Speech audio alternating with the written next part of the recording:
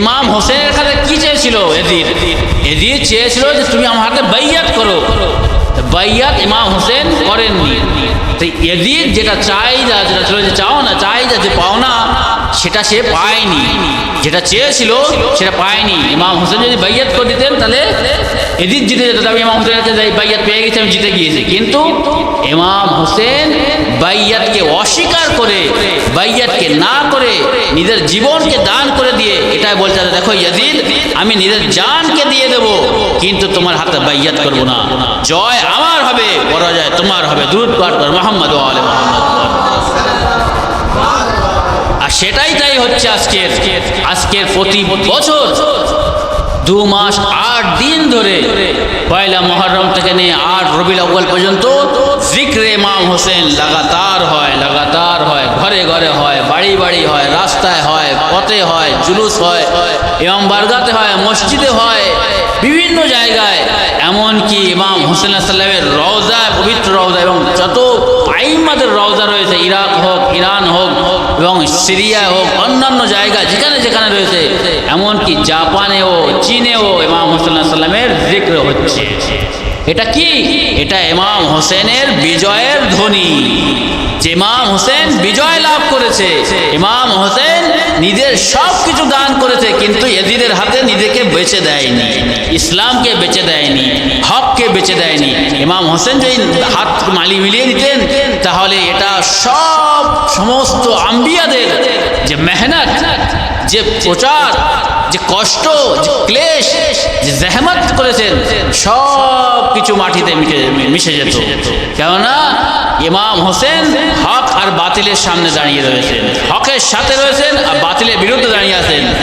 যেমন হযরত আদম, ওই জন্য আমরা কি পড়ি, যে যখন আমরা জিয়ারত করে কি পড়ি, আসসালামু আলাইকা ওয়ারিস আদম সাফওয়াতুল্লাহ, আমরা বলি এ হোসেন আপনার প্রতি সালাম, আপনি হলেন আদমের ওয়ারিস। আসসালামু আলাইকা ওয়ারিস নূহিন নবিয়্লাহ, এ নূহ আলাইহিস সালামের ওয়ারিস, তোমার উপর আমার সালাম। আসসালামু আলাইকা ইয়া ইব্রাহিম ওয়ারিস ইব্রাহিম খলিলুল্লাহ, হে ইব্রাহিমের খলিলের ওয়ারিস, উত্তরাধিকারী, তোমার প্রতি আমাদের সালাম। কি জন্য? কেননা ওদিকে হযরত আদম দাঁড়িয়ে রয়েছেন, নূহ দাঁড়িয়ে আছেন, ইব্রাহিম দাঁড়িয়ে আছেন। দেখি ইমাম হোসেন কি করে। একদিকে ইমাম, নবী, আম্বিয়া, আউলিয়া, ঔসিয়াগণ দাঁড়িয়ে, একদিকে শয়তান, নমরুদ, সাদ্দাদ, ইয়াজিদ, মুআবিয়া, আবু সুফিয়ান দাঁড়িয়ে এক সারিতে।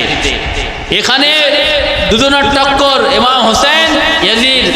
ইমাম হোসেনের লাইনে নবীগণ, আম্বিয়াগণ, ইমামগণ দাঁড়িয়ে, আর ইয়াজিদের লাইনে দাঁড়িয়ে নমরুদ, সাদ্দাদ আর ফিরআউন এবং শয়তান দাঁড়িয়ে। যদি ইমাম হোসেন যদি ইয়াজিদের সাথে বাইয়াত করে নেয়, তাহলে সকলের সেই মেহনত বাতিল হয়ে যাবে এবং সব মাটিতে মিলে যাবে। ইমাম হোসেন মানদণ্ড, সেই জন্য ইমাম হোসেন দাঁড়িয়ে রয়েছেন। আর বলা হচ্ছে যে হ্যাঁ ইমাম হোসেন, তুমি ওয়ারিস হলে কার? ওয়ারিস হলেন আদমের, নূহ, ইব্রাহিম। আসসালামু আলাইকা ওয়ারিসা মূসা কালিমুল্লাহ, হে মূসা কালিমুল্লাহর ওয়ারিস, তোমার প্রতি সালাম। আসসালামু আলাইকা ওয়ারিসা ঈসা রূহুল্লাহ, এ ঈসা রূহুল্লাহর ওয়ারিস, তোমার প্রতি আমাদের সালাম।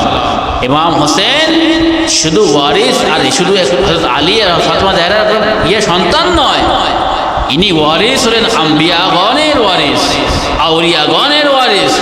আসসালামু আলাইকা ওয়ারিসা মুহাম্মাদিন হাবিবিল্লাহ, বলা হচ্ছে এ মুহাম্মদ হাবিবুল্লাহ, আপনার ওয়ারিস হোসেন, তার প্রতি আমাদের সালাম।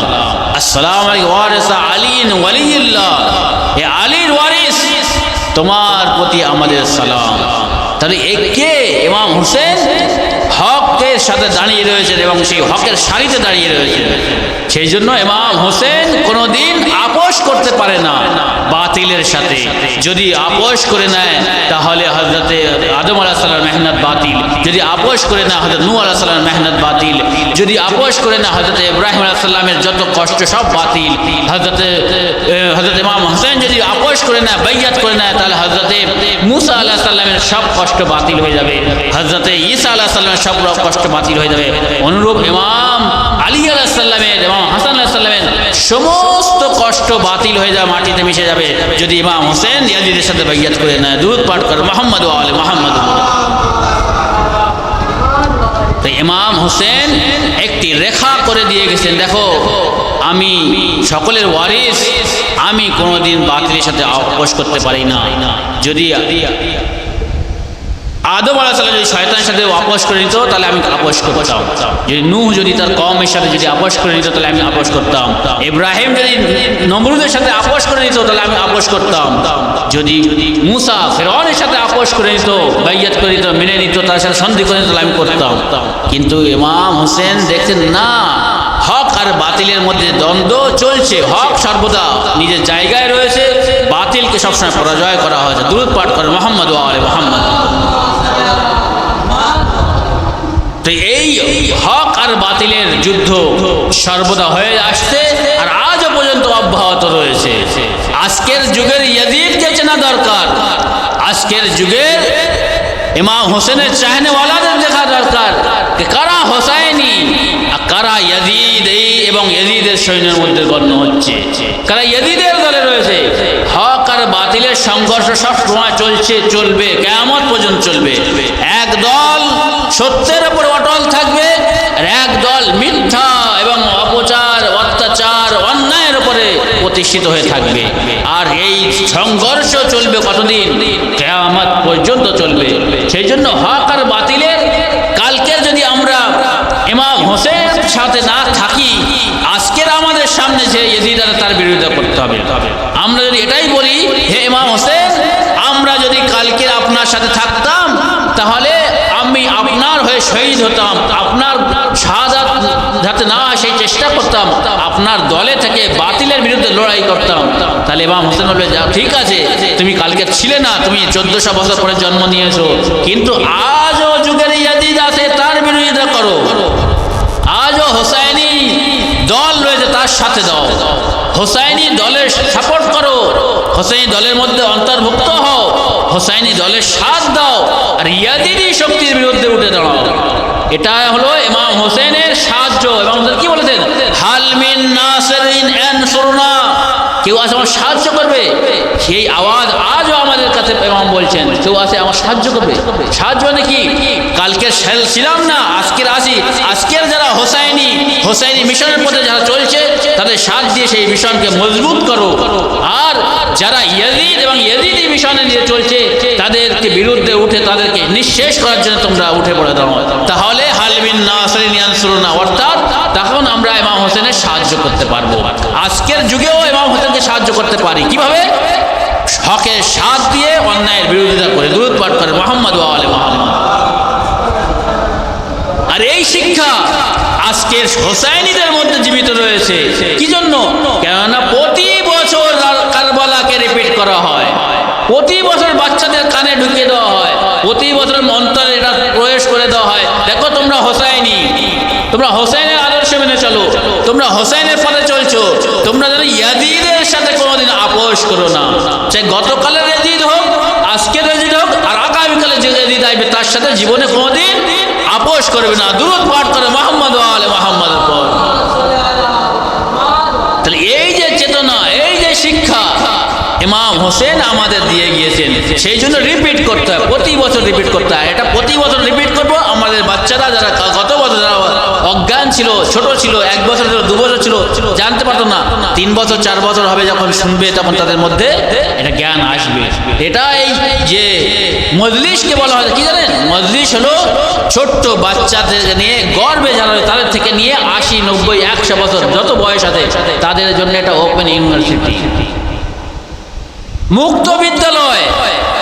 আসুন সকলে এখানে এসে বসুন, সকলের জন্য শিক্ষা আছে, দার্স আছে, শিক্ষা আছে, এবং সকলের জন্য এটা ওপেন ইউনিভার্সিটি। কেউ বলতে পারবে না যে আমার মধ্যে জ্ঞান পুরোপুরি হয়ে গেছে, পরিপূর্ণ হয়ে গেছে, আর আমার জ্ঞানের প্রয়োজন নেই, আমি সব শিখে গেছি, সব আমি জেনে গেছি, সব জানতে হয়ে গেছি। না, মানুষের অন্তর এমন একটা জিনিস, মানুষ ভুলে যায়, গাফেল হয়ে যায়, মানে সেটা আফসা হয়ে যায়, নির্মূল হয়ে যায়। সেই জন্য সর্বদা তাকে রিচার্জ করতে হয়, সর্বদা তাকে রিপেয়ার করতে হয়, সর্বদা তাকে বারবার বলতে হয়, জিকির করতে হয়, স্মরণ করতে হয়। আর কারবালা, এই মুহররম হলো কারবালাকে রিপিট করার একটা খুব উত্তম সময়। এই যে সময় আমরা এখানে বসে আছি, মসজিদে বসে আছি, এই 1 ঘন্টা যদি মুহররম না হতো, আমরা অন্য জায়গায় ব্যয় করতাম, কোনো চার দোকানে, কোনো অন্য দোকানে, কোনো এথায় ওথায় বিভিন্ন খেলাধুলায় বা অন্য কোনো অপচয় করতাম। কিন্তু 1 ঘন্টা 2 ঘন্টা আমরা মসজিদে বসে আছি, আল্লাহর স্মরণ করছি, রাসূলুল্লাহর স্মরণ করছি, দ্বীন ইসলামের কথা বলছি, ইমাম হোসেনের স্মরণ করছি, শহীদ ও শাহাদাতের স্মরণ করছি, দরুদ পাঠ করে মুহাম্মদ ওয়া আলি মুহাম্মদ। এগুলো কি? এগুলো হলো নেয়ামত। এগুলো কি? ফাযকুরুনি আযকুরুকুম, তোমরা আমার জিকির করো, আমি তোমার জিকির করব। কে বলছে? আল্লাহ তাআলা। তো এই জিনিস যে ইমাম হোসেন করে গিয়েছেন, ইমাম হোসেন যে পথে চলেছেন, ইমাম হোসেন যে শিক্ষা দিয়ে গেছেন, এটা কি? সিরাতে ইমাম হোসেন আলাইহিস সালাম। অর্থাৎ তিনি যে পথে চলেছেন সেই পথে আমাদের চলতে হবে। যিনি যে পথ দেখিয়ে দিয়ে গিয়েছেন সেই পথে আমাদের চলতে হবে। এটা হলো হযরতে হোসেন আলাইহিস সালামের স্মরণ করা। ইমাম হোসেন অন্যদেরকে হিদায়াতের জন্য কি করেছেন জানেন? আপনারা শুনেছেন যে ইমাম হোসেন এর সিরাত দেখুন কিভাবে মানুষকে হিদায়াত করে। ইমাম হোসেনের সিরাত এটাই, কেউ যদি কোনো কাজ ভুল করে, কেউ যদি সে না জেনে ভুল করে থাকে, তাকে শেখাবো কিভাবে, জানাবো কিভাবে। একদা হযরত ইমাম হাসান হোসেন আলাইহিস সালাম তারা এক জায়গায় যাচ্ছিলেন, দেখলেন যে একটি বৃদ্ধ লোক, বুড়ো লোক, তিনি ওযু করছেন। ওযু তার ভুল ছিল, সে ওযু সঠিক করতে পারছিলেন না, ভুল ওযু ছিল। যেমন সে ওযু করে নিল, নেওয়ার পরে ইমাম হাসান হোসেন তাদের কাছে গেলেন, গিয়ে বলছে, হে বৃদ্ধ লোক, আপনি যে ওযু করেছেন আর আমরা ওযু করছি, আমরা 2 ভাই ওযু করছি, আপনি বলে দেন কার ওযু সঠিক। এ বলেন যে আপনার ওযু ভুল, আপনি কেন ভুল করছেন, আপনি এত বয়স হয়ে গেছে, আপনি বুড়ো হয়ে গেছে, ওযু করতে জানেন না। এইরকম লাহেজা বলেননি, এইরকম টোনে কথা বলেননি, বরং কত আদবের সাথে, কত সুষ্ঠুভাবে মানুষের ভুলকে ধরিয়ে দিচ্ছেন। দেখুন যে বলছেন, আমরা 2 ভাই ওযু করছি, আপনি বলে দেবেন, ঠিক করে দেবেন যে ওযু কার ওযু সহি, কার ওযু সঠিক। তখন হযরত ইমাম হাসান হোসেন দুজন ওযু করলেন, আর সেই বৃদ্ধ লোক দেখলেন। দেখার পরে যখন 2 ভাই ওযু করা শেষ করলেন, তখন সে লোকটি বুঝতে পেরেছেন, বলছেন যে, তখন তিনি আর কিছু বললেন না, লজ্জা, বলছে, হ্যাঁ, এ আমার বেটা, এ আমার সন্তান, তোমরা সঠিক ওযু করে দেবো, আমার ওযু ভুল ছিল। কত সুন্দরভাবে। আর আজকে আমাদের মানুষের কিভাবে আমরা মানুষকে হিদায়াত করতে যাই, তুই এত বড় হয়ে গেছিস, এত বুড়ো হয়ে গেছিস, ওযু করতে জানিস না, তোর নামাজ বাতিল, তোর ওযু বাতিল, তো সব কিছু বাতিল, তোর ইবাদত বাতিল। এইভাবে আমরা তাকে বলি না, তাকে সুষ্ঠুভাবে, সুন্দরভাবে, নেতিবাচকভাবে কোনো কথা বলা যাবে না। তাকে ইতিবাচকভাবে কথা বলুন, ভালোভাবে কথা বলুন, এবং পজিটিভভাবে তাকে বলুন। তো এই যে নীতি, এই যে পদ্ধতি, সেটা কি আমাদের মধ্যে আছে? সেই সিরাতে ইমাম হাসান হোসেনের মধ্যে রয়েছে, সিরাতে আহলে বায়তের মধ্যে রয়েছে। মানুষকে ইতিবাচকভাবে তাদেরকে বোঝানোর চেষ্টা করে, তবে মানুষেরা গ্রহণ করবে। আর তাকে বকে, তাকে ঝেড়কে, তাকে হেঁকে যদি বলি, সে নিজের ভুলকে ধরবে না, আরো ঝগড়া করবে, আরো ফাসাদ ফিতনা হয়ে যাবে। সেই জন্য ইমাম হাসান আলাইহিস সালামের এরকম রয়েছে, রাসূলুল্লাহর আদর্শ রয়েছে, প্রচুর আহলে বায়তের আদর্শ প্রচুর রয়েছে, যারা মানুষকে হেদায়েতের জন্য নিজের কষ্টকে সহ্য করেছেন, নিজে চুপ করেছিলেন, লাস্টে গিয়ে তাকে বলেছেন ভালোভাবে, সুষ্ঠুভাবে, ইতিবাচকভাবে, ও তারপর তারা সেটাকে মেনে নিলেন। অনুরূপ ইমাম হোসেন কারবালার ময়দানে ওটা দেখিয়ে দেন। কাকে? গত পরশু বলেছি যে হুরকে নিজেকে ক্ষমা করে, নিজেকে বলছে, দেখো আমি ক্ষমা করতে পারি, আমারটা তোমরা চলে এসো, তোমরা ক্ষমা যদি চাও ক্ষমা করে দেবো, যুদ্ধের ময়দানেও ক্ষমা করে দেবো। এত উদার ছিলেন, এত মানুষের হেদায়েতের জন্য তিনি লুবি ছিলেন, যে মানুষ হেদায়েত পাক, যে কোনো কারণে, যে কোনো বাহানায়, যে কোনো ছলনায় আসুক, মানুষ হেদায়েত পাক। কিন্তু মানুষ সেটা চাচ্ছিল না। কেন? ইমাম হোসেন কি বলেছেন যে দেখো, আমি যে সত্য কথা বলছি